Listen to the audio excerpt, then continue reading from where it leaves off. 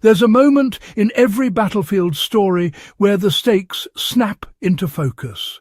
Not the clash of metal, not the rumble of tanks. It's the quieter crisis, the one hiding in a canteen that's bone dry and a stream that's full of danger. Out there, under the open sky, soldiers learned fast that thirst was just as lethal as bullets. And what they did next still echoes through survival history like a secret handshake passed down the line. What you're about to hear is one of those rare field-born tricks that kept men standing when the world around them was collapsing. This is the World War II water purification method that turned muddy, microbe-laden chaos into life-saving clarity. And the beauty of it? It worked with nothing but what a soldier already carried or could scavenge in minutes.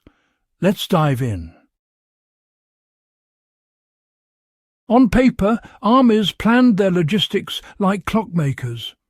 In reality, World War II scattered men across deserts, forests, mountains, ruins, and faraway islands where clean water wasn't waiting politely in barrels. Streams looked inviting, but carried bacteria that burned through a unit faster than enemy fire. Wells were questionable. Puddles were poison with a smile. Medical records from the era show that disease from contaminated water drained more troops than anyone wanted to admit. Commanders learned the hard way that every soldier needed a simple, field-ready purification technique. Something reliable, something fast, something that didn't require fancy equipment or a laboratory on wheels. And what emerged was a scrappy, clever, battlefield-born method that turned soldiers into their own water treatment plants. Here's where the trick unfolds, one rugged layer at a time. Soldiers discovered that the safest way to make water drinkable wasn't just boiling it. Boiling was crucial, but in the field, water was often so muddy or filled with fine debris that boiling alone didn't make it safe, or even drinkable without gagging. So frontline troops developed a three-stage ritual that blended practicality with wartime improvisation. It all started with filtering.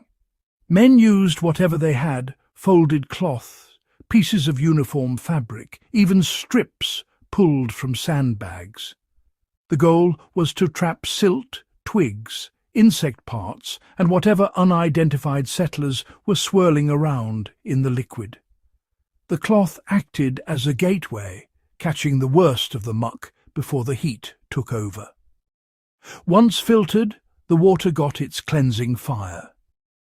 Soldiers boiled it hard, letting the rolling heat obliterate pathogens, bacteria, viruses and parasites that couldn't survive the onslaught.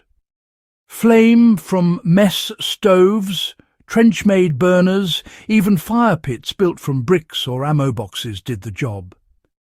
In the chaos of war, this step became a ritual of discipline. No shortcuts, no lukewarm half-boils. They kept it bubbling long enough to make sure nature's troublemakers were gone.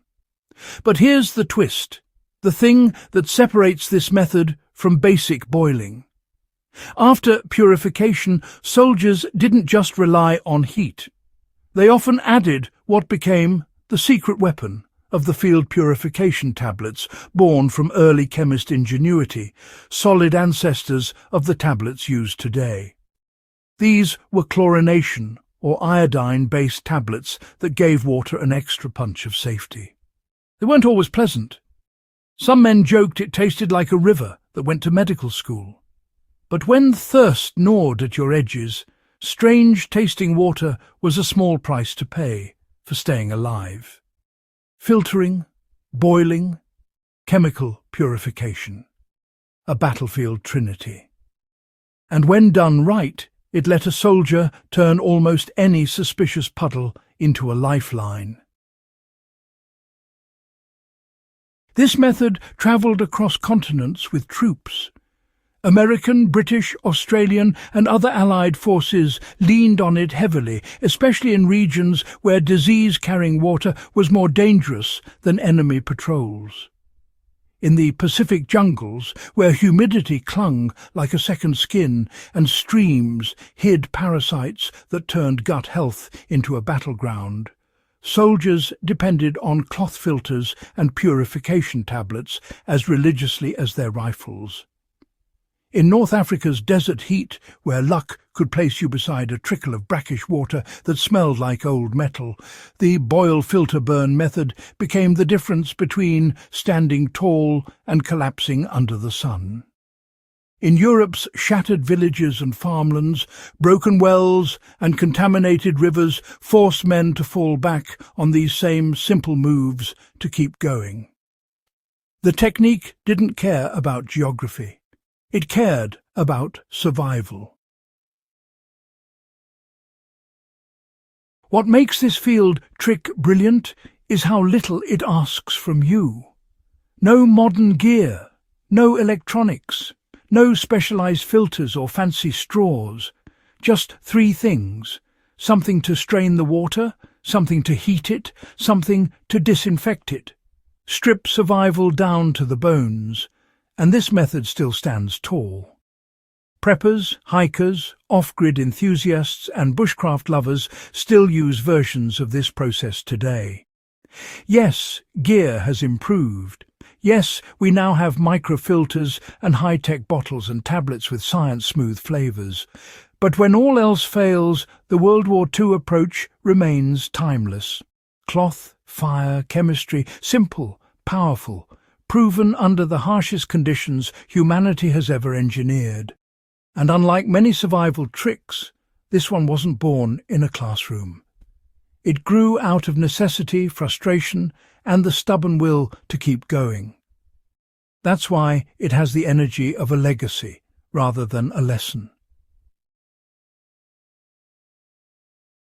If you ever find yourself with questionable water, camping, travelling, or facing an emergency, this old soldier's ritual still works.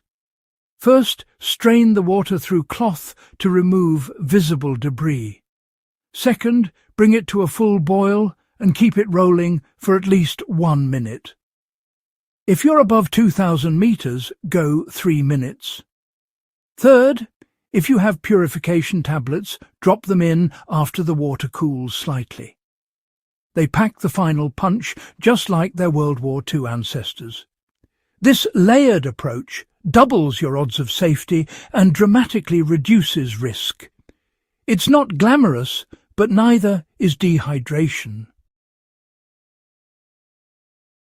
Behind every trick born in World War II, there's the quiet truth that survival wasn't just physical, it was mental. It was the resilience to look at a muddy pool and see possibility instead of defeat. These soldiers didn't have luxury. They had grit, gear, and a little battlefield chemistry. And in turning dirty water into something drinkable, they also turned uncertainty into control. That's the real legacy here. Resourcefulness that outlived the war itself. If you carry this trick with you, you're not just holding on to a historical skill. You're carrying a small spark of the same ingenuity that kept thousands alive under impossible conditions. And that's worth passing on. If you found this story valuable, make sure you subscribe to Legacy of Survival and share it with someone who loves real, grounded survival wisdom. More untold skills, field-tested tricks, and forgotten knowledge are coming your way.